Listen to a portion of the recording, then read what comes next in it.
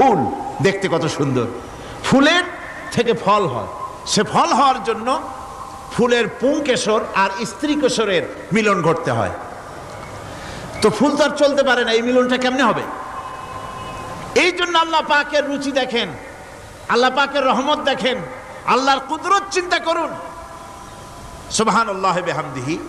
ফুল সুন্দর জিনিস, ফুলের চাইতে আর কিছু সুন্দর আছে নাকি? এত সুন্দর ফুল, এই পুংকেশর এবং স্ত্রী কেশরের বিনিময়টা কে করবে? এইটা করার জন্য আল্লাহ পাক এই দায়িত্ব তেলাপোকাকে দেন নাই, দিচ্ছেন নাকি?